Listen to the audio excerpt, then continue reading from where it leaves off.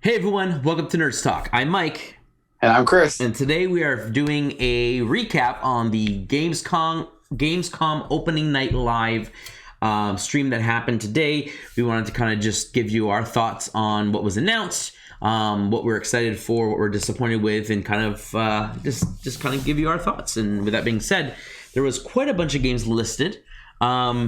And I'll run through the list really quickly, but we're not going to talk about every single game. There was almost 40 games announced. We're just going to highlight the things that we liked, and then you can let us know via the comments below what you liked. If there was something that we didn't touch base on that you thought was really important, let us know why. So with that being said, let's just run through the list real quick. So we opened up with so there was a pre-show with some games and stuff shown earlier, but I mean we're just going to focus on the main show because I don't remember there was anything that was too outstanding in the pre-show. Nothing comes to mind, but on the main show we opened up with Saints Row. And they had one of the actresses there, and they kind of showed some gameplay. It's more Saints Row. We moved into a brand new surprise, Marvel's Midnight Suns. Yes. They announced Call of Duty Vanguard, Halo Infinite multiplayer, as well as the campaign. They had a release date. They're both coming out December 8th. Cult of the Lamb, Midnight Fight Express, Teenage Mutant Ninja Turtles Shredder's Revenge, Demon Slayer, Super Monkey Ball, Splitgate, Riders Republic, a bunch of Game Pass info with a bunch of games that are coming out or are already out right now on Game Pass and will be day one on Game Pass. Century Age of Ashes, UFL, free-to-play soccer. So we have a new soccer game, Lego Star Wars The Skywalker Saga, Synced Off Planet, The Outlast Trials, Doke V, Jurassic World Evolution 2, Far Cry 6, Blood Hunt, Park Beyond, Jet Set Radio Future, Jet the Far Shore. Excuse me, I'm thinking of a different game. Horizon Zero Dawn Forbidden West, an updated release date, which is for February 18th, 2022. New World, Marvel Future Revolution, which is that mobile game that's out. Lindsay Sterling was basically there to do a song and dance routine for the Tales of Arise game. So they announced a new Tales of Arise Luminaria, which is a mobile game. And they announced the Tales of Arise demo that is available right now. A Jumanji game, Lost Judgment, Core, Fall Guys with a Jungle Book crossover where they have some DLC for Jungle Book. Replaced, Age of Empires 4, Valheim Hearth and Home DLC, Elden Ring won an award. We have Crossfire, Sabaton teaser, Genshin Impact with the new Aloy character being added, Sifu, and then ending with a huge amount of Death Stranding content. Again, same game, just some more added features. So it's a big list. Chris, why don't we just jump in and start with what we are most interested in? So what was the first thing you wanted to chat about? Well, I mean, first off, I want to say Jeff Keighley does a great job at doing shows, period. So kudos to him and his team. Really enjoy what he does. So I hope he continues doing it. And he seems to be the man for the job. So it's great to see him back at it again. So the second one, I mean, Saints Row is a nice little trailer, but typical Saints Row kind of thing to start it off. What really caught my eye, it was the second one, the surprise one, a new Marvel game. So I was like, well, when I first saw it, I saw Cap. I was like, is this like an expansion or another DLC for the Avengers game that they came out with? But it is a whole new, I guess, RPG type game. Yep. I know that they're going to about a week, 6 days to a week, have a little deep dive into the game on its own. So we'll get some more gameplay and what it's like for that. But they had a great trailer with a bunch of different characters in it, and I thought it looked fantastic. They even created a new superhero just for this game, and with Marvel's approval and working closely with Marvel. So I mean, it wasn't gameplay footage, but what I saw, it looks fantastic. They had Ghost Rider, they had Wolverine, they have Cap, Iron Man, all the big names essentially. Yeah. So what? How about you? Yeah, that really caught my eye. Yeah, Marvel's Midnight Suns was pretty cool. We know, like you said, it's a tactical RPG. It's made by the people who developed XCOM. So, we're talking like a grid-based system, kind of like Mario and Rabbids Kingdom Battle, where you kind of have a certain amount of spaces you can move, and then you can attack if you can, or use a special ability. We don't have any gameplay details, but they will be releasing it in 6 days and 15 hours roughly, we're going to get a full gameplay reveal. So in about a week, Yeah, we'll it'll be very exciting to see how it actually looks, gameplay, like footage. Yeah, and see how that plays out. How in depth is the RPG system and how that works? And do you just bring in 3 heroes per mission, or do you have a roster of all these villains that you have, or all these heroes that you're using to get through these battles? I guess we'll have to wait and see. So, yeah, excellent surprise. It wasn't leaked. Nobody knew it was coming. Yeah, great surprise, and it's always nice to know that they have games that aren't leaked that they can surprise people with. So that was awesome. Yeah, I know when they talked to the developer, he was like, "It's great that we can finally talk about it," and it was, I guess, hard to keep it under wraps essentially. So he was very excited to finally be able to show it and talk about it now. But it's very rare. You don't get many surprises nowadays. Things tend to leak one way or another, and sometimes it's disappointing. But this was a true surprise, which was nice. Absolutely. And then we had a bit of Call of Duty Vanguard with Laura Bailey coming out and having her first voice character in the Call of Duty franchise, because she's done pretty much everything across the gamut. Yeah, she's touched everything. Yeah. So we got to see some of her character, Polina. It's more Call of Duty, had some new mechanics, climbing walls and such, but more Call of Duty, and it looks very polished, and I'm sure the multiplayer will be just as good as it always is. So great. Yeah, they tend to do a great job on Call of Duty. So yeah, the next big thing that caught my eyes was the Halo, the multiplayer kind of story that they have going on. There's some cutscenes.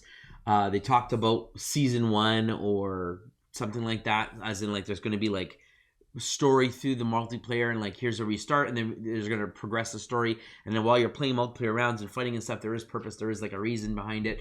They're adding bots. I assume that the bots that you're going to be fighting aren't going to be just Spartans, but like other aliens and stuff that are on the map, and whether that may or may not give you an advantage. If you kill enough of them, maybe it'll power you up or boost you up, or are they just there to just be an annoyance? We're not 100% sure. Other than the beta that they had of humans, I guess, fighting against them, to gauge how well they're programmed. I wouldn't be surprised if there is some story, and it's like while you are fighting Spartans, and there might be some reason. Maybe it's like a training simulation, like who's gonna be promoted to become the next main Spartan, like a training room, or become a Spartan or whatever it may be. And then they have guys who crash in, and so while you're fighting each other, you gotta like take out these guys, and it looks pretty interesting. I'm hoping that there's more to it than just a random cutscene here and there, but it definitely looked very polished, very excited. But the big thing that caught my eye was the big surprise Elite Series 2 wireless controller that was all Master Chief themed. It was the beautiful different shades of green. You have the Spartan 117 on the top right corner. You have the Cortana slot at the back to plug in the AI, the golden interchangeable D-pad to get you that gold visor look. It just was so beautiful. When it said pre-order now, I immediately jumped onto the Xbox page, and I was refreshing. I'm like, where is it? I jumped on a help chat. Hey, I can't find this. Where is it? I got the link. I went on it, and it was sold out. It was nuts. And I'm thinking, well, it's only available from Microsoft Direct, so like, how many did they make of these things? They knew that this is like, it's not like, oh, it's a Gears controller, or it's a random third-party controller. Yeah. This is Halo. This is like their game. Bread and butter. Yeah. So everyone's gonna want this. They should have made lots more. I cannot believe that it all sold out as quick as it did. Like, I got it in my cart. It was like verify my address, and when I went to go check out, it was gone. So that was unfortunate. I wouldn't be surprised if they do more, like a second release, maybe a third release. Maybe they're just doing it bits at a time. I actually heard, so someone had told me that in the US, Target and GameStop are getting some limited release. Okay. So it is possible. So maybe GameStop in Canada and Walmart, or I would say probably maybe Walmart or GameStop alone. Yeah, no, I don't think it's the controller. I think it's the console, but it could be both. But I mean, the Elite controllers have only ever been sold directly through Microsoft, but they always do refresh it. So it kind of makes me wonder, are they going to make this like a stable thing? Like, here's the regular black one, and here's the Master Chief one, and why not keep making it if people are keeping buying on it, right? It's more money in their pocket. So I didn't see limited edition or limited time, but like I said, it went quick. So I would love to get my hands on one of those. It looked beautiful. And like I said, the console, they did have a Halo Infinite console, was black with kind of like a Galaxy Starburst at the top. And then the mechanical... The remote was... Yeah, and the controller matched. So it wasn't green or anything like that. But it still looked nice.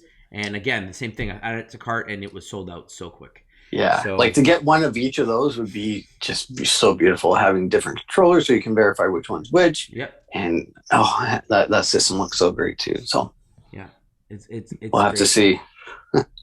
For those who are Halo fans, I know that's definitely something you want to scoop up, and it's definitely hopefully it does come back for those who want to get it. Like I said, at the very minimum, I wanted to get that controller.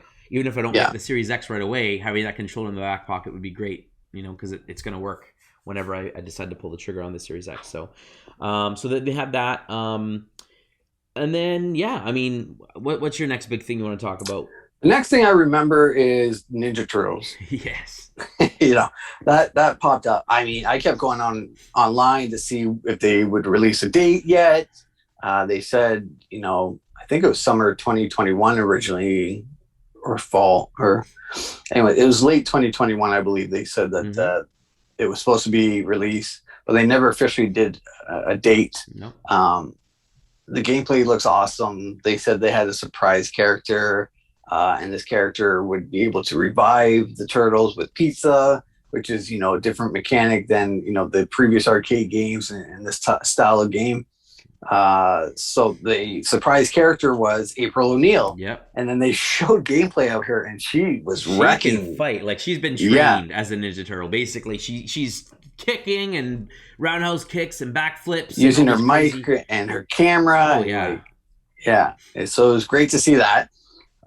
So they did add her into the logo thing, but then they showed gameplay of three players, 2 players, combo moves where April jumped into a turtle and then they rolled her, and so team up moves and things like that. So looks really, really great. The graphics look great. They try and keep it with the old school, but you can tell it's newer and refreshed and colorful. So I can't wait for that. And unfortunately, they said the spring of 2022. Yeah. Is that when it was? Yeah. All we know is it's 2022. It's looking like the early half, but we don't have a date, just a rough window. So it is. Yeah. We are gonna have to wait a little bit longer for that one. It's definitely day one purchase for me. Yeah, same here. Like, I've been dying for a new Ninja Turtle game of some sort, and other than like an Arkham Batman type Ninja Turtle game, which would be the best, this is pretty cool. Going with the retro turtles, the characters. I can see them. They left room on the title screen for more characters. I can see there being DLCs for characters or missions or whatever it may be. And if it really goes well, maybe a sequel and continuation of this franchise. It's very colorful, very pretty. And they release this and then they say everyone's loving it. They're enjoying the gameplay. I don't see them releasing new levels, but maybe they can do like a battle mode where you're fighting against each other. And then release extra characters would be amazing. New characters, They could go back to the classic Turtles and go with like Mondo Gecko or Splinter or Metalhead or something, or they could go completely like off the rails and go with lesser known characters and or just make the villains playable. Bebop, Rocksteady, Shredder, and I mean it would be weird if you're Casey Jones and things like that, and Slash and all those. You come up, characters. If they make it a villain character and you come up and you're fighting yourself, would be kind of funny. But unless they have a separate campaign where you can pick the villain, you go through and you're fighting the turtles and you're fighting through causing chaos, that'd be cool as well. But who knows? Maybe a DLC or something. But I mean, they can do Splinter, Casey Jones, and there's lots of heroes that they can. So the 4 turtle or the frogs, all those guys. So yeah, that's true. So yeah, definitely look great. Really excited. It sucks that it's been delayed, but. I think the name of the game here was, a lot of the games have been delayed, unfortunately, to 2022. And in fact, the majority of the games were in February or March of next year. So there was at least 10 games that I saw that were all February, March, February 2022. So it's going to be a packed early next year. Yeah, it's going to be a battle for the dollars. Which game's going to get the most. We'll see. Yeah, so that game, the Game Pass highlight reel, they showed a bunch of games showing right now, like Psychonauts 2 is 12 minutes is out right now. Slime Rancher 2, when it comes out, is going to be day one on Game Pass, and they were going through. And then that new vampire one that we saw at E3, where they were fighting those vampires, that game is day one and Game Pass. It said February, so it is coming next year, again, in that crazy month with everything. So it's going to be a very interesting time. And like I said, that's not the only game we got news about Star Wars. Lego Star Wars: The Skywalker Saga, which Oh, man. unfortunately is also delayed until February of Yeah. 2022. Yeah. But yeah, I mean, Ninja Turtles. Well, Ninja Turtles, they don't have a specific date, so that could wait. But Star Wars and you know, some of these other games, to jump right in, it would be, I have too many of the games at once. It's going to be kind of crazy. So I don't mind having a little bit of space, but yeah, that Lego Star Wars looks phenomenal. Oh, it sure does. And like even just from the title screen when they brought it up, the characters moving in the background, um, just see the footage and the talking this time instead of them being silent. Yeah. It looks fantastic. Episode 8 and 9 are now there because they didn't release those standalone.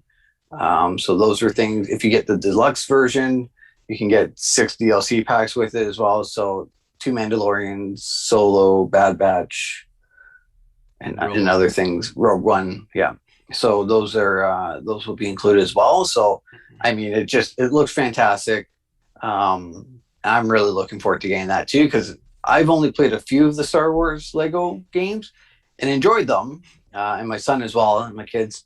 But to have them all together in one game, you know, a little bit better graphics, and to have the complete set as well as more, you know, Lego does a great job of making the comedy with the story and making it all flow and making it their own a bit, but very well done in the past. So I'm looking forward to it a lot. Now it's actually funny because the original. So I've pretty much owned every Lego Star Wars game from the very original ones, which was the prequel trilogy, and then they released the sequel trilogy, and then they released the Saga, which was basically both games in one disc. And so I remember buying that Saga on a separate system because it was the next console. So I said, well, I can't bring the old games with me, so I'll buy this new package that has them all.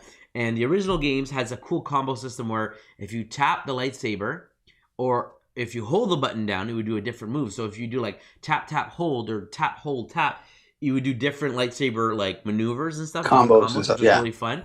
And then the Lego games kind of changed the format a bit, and then they started adding force powers with a certain button and all these other kind of things. And so I've been kind of thinking, is this game going to give you the same levels as those original games, or are they all brand new levels? Because we know the cutscenes are all new. Are the actual levels going to be changed and different, or are they bringing back all the levels from the first games and then just adding the 2 new movie levels? I'm kind of curious because there was some levels that I don't remember, like the bongo chase where you're underwater in episode 1 and running away from the fish. That wasn't in the first game. In fact, I don't remember them adding specific vehicle levels until the sequel trilogy, and then obviously subsequently the other movies. So I'm kind of curious: is it going to be 100% brand new levels, or are they bringing back a lot of the original stuff? So what I read a little bit on it, and I think they've changed it up a little bit. You can even, I don't know if you could in the past, but you can free fly into different locations in this new game. Nice. The Star Wars Saga. So I think they are adding more levels or maybe more features and kind of updating it from the old games and keeping some of the old levels, but also updating it. So it'll be a new, fresh take for those who have played it, and you know, great for brand new players as well. So it kind of hits both categories of player types. Now, Lego has always been traditionally a co-op game where you can play by yourself or play with a friend. Did they specify, is this going to be more than 2 players, or is it still only 2 players? I didn't say anything from what I read online, so I'll have to keep an ear out to see if they have more information on it. Yeah. But yeah, I didn't say if it was couch co-op or online play or anything like that from what I read. Yeah, because if it was online play, then they could potentially do 4 characters because everyone has their own screen. But couch co-op, understanding with 2, it splits the screen in half, and you're kind of going off on your own until you come together and it shares the screen. With 4 players, that'd be a lot harder to do, especially now with the way that they build games. You mean to look at Halo, you don't really get much couch co-op anymore. So it'd be nice if they had an online component where, you know, 2 players couch co-op, no problem, or up to 4 players online, and you can have like 4 Jedi or, you know, Han Solo, Chewie, Luke, and whatever, and you just go on an adventure. That'd be amazing. So I guess we'll have to wait and see. I know for sure it will be co-op, but it'd be nice to know if they had more than the 2 players, because I think it'd be fun to play with more people at the same time. Definitely, yeah. And that's the type of game, like you said, is great for all ages and multiple players at one time and going that way. But we'll have to wait and see. Next, there wasn't I mean, Far Cry 6 looked pretty cool, but I mean, it's more of the same, right? I think the next big thing for me was Horizon Zero Dawn, but again, it was really just a release date update. It's now been pushed to next year in February 18th to be specific.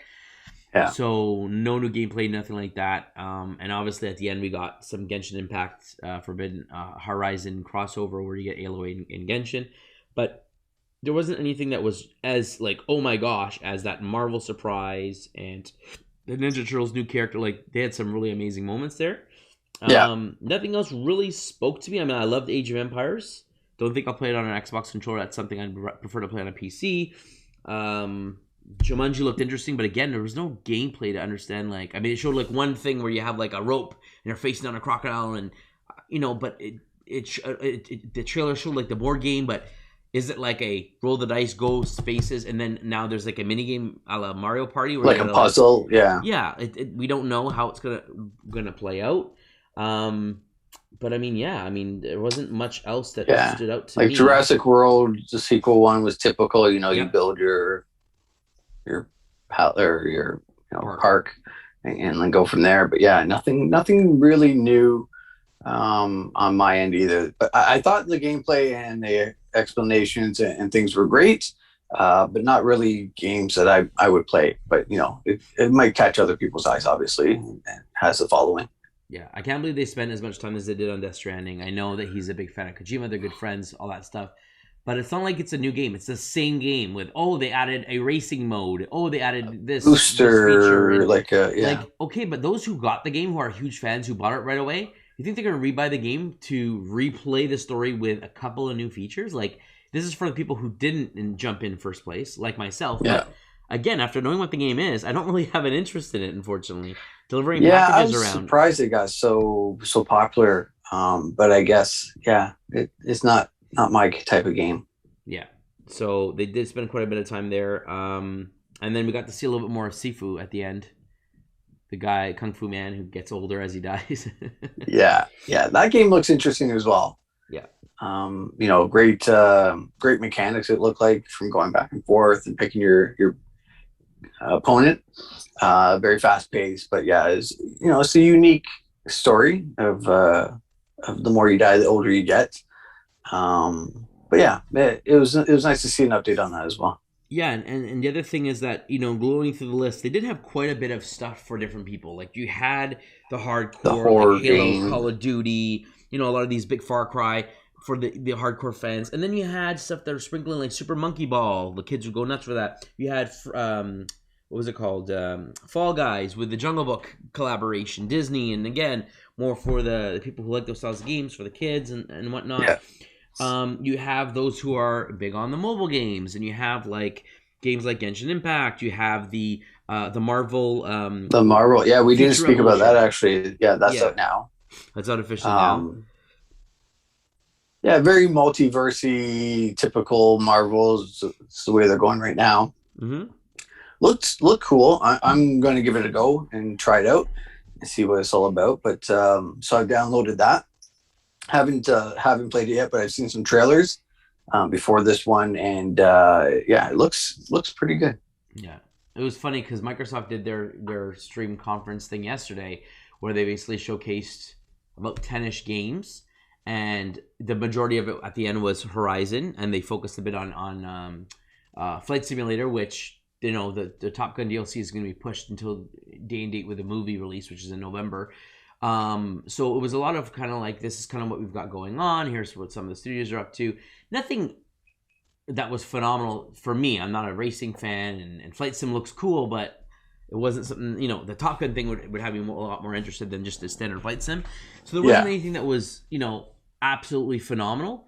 But even so, a lot of people were complaining, where's Halo? Where's Halo? Where's Halo? And then obviously they saved it for opening night live. So I thought that was cool. They really showcased. I think they did it justice. They showed just enough of the game, of the multiplayer, switched over to the special edition stuff. We have the date is coming out, and it did say, because initially it said multiplayer. The only thing they announced was multiplayer is coming out. 2021, end of 2021, fall of, or what, and it was a holiday 2021, but there wasn't a date. We got the actual date of December 8th. And they did confirm campaign and multiplayer will be both available day and date on December 8th. So which is huge news. Absolutely huge. So for everyone who has Game Pass, you have the game, no additional cost. Obviously, to get the most out of it, you want to have a Series X.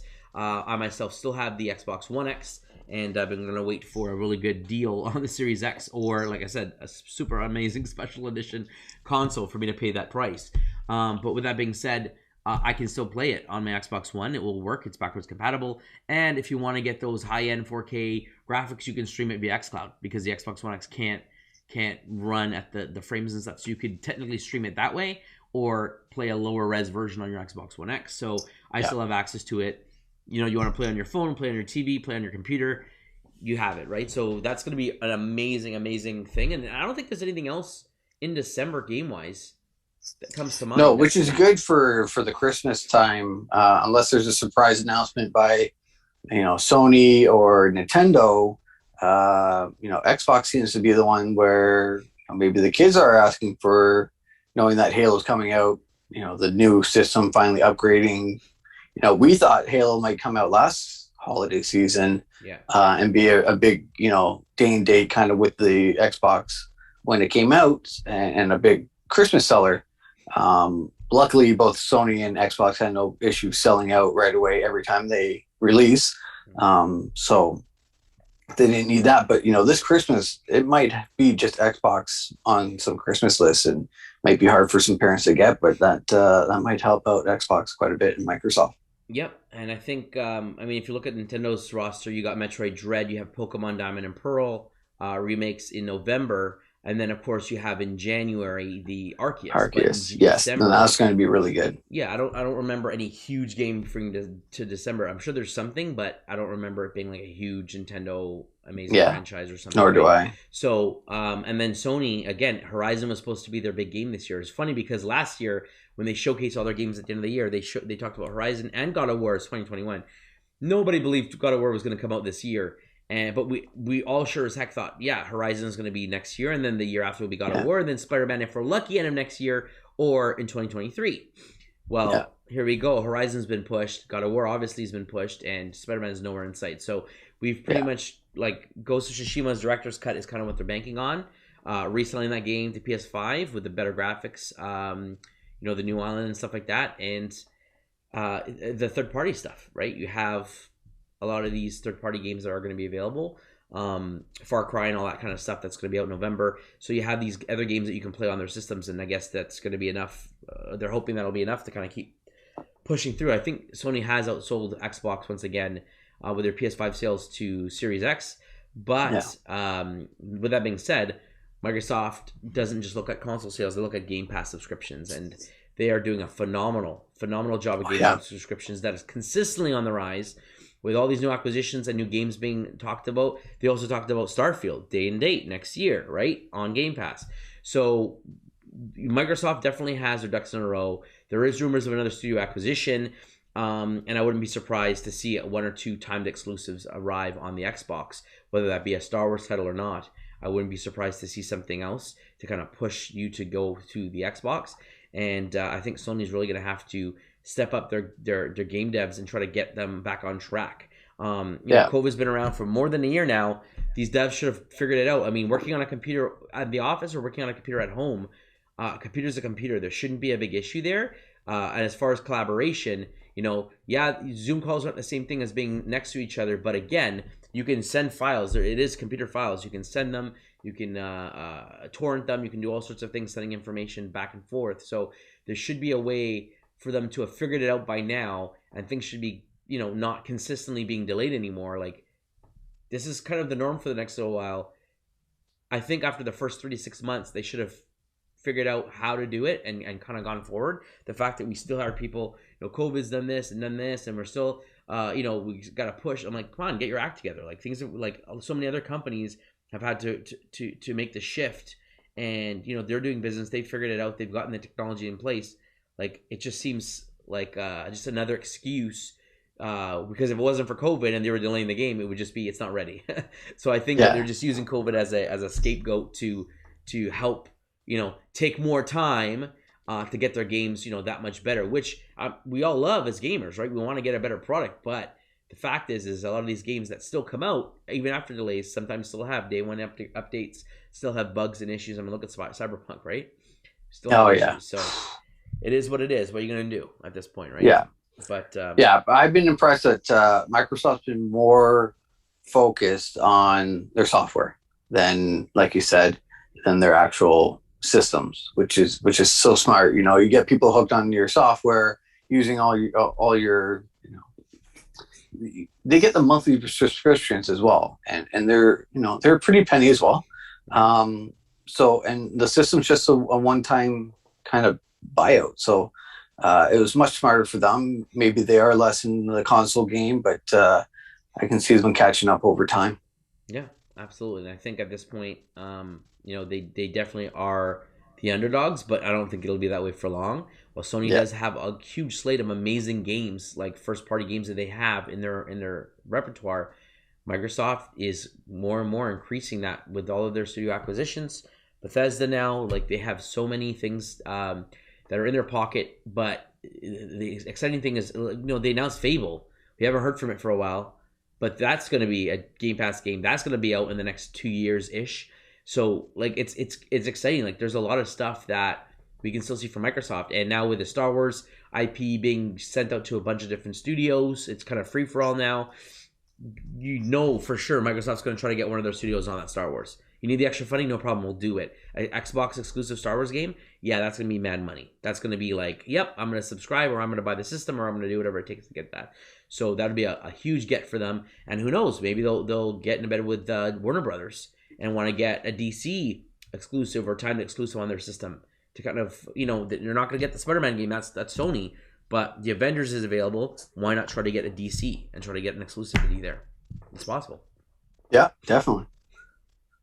So yeah, and I think that was the other big game that was delayed, right? Was the Arkham that was supposed to be out end of this year, got delayed till next year, which we believe means just the Suicide Squad Squad is going to be delayed as well, I assume, right?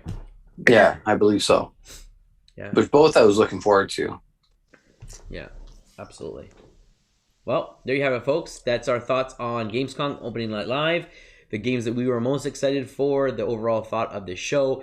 But let us know what you're most excited for. I'm sure some of these games spoke to you and it's kind of what you're looking for. Drop a comment below. Let us know. We'd love to start a conversation with you. Like the video. Click that subscribe button if you'd like to support us. And as always, folks, stay nerdy.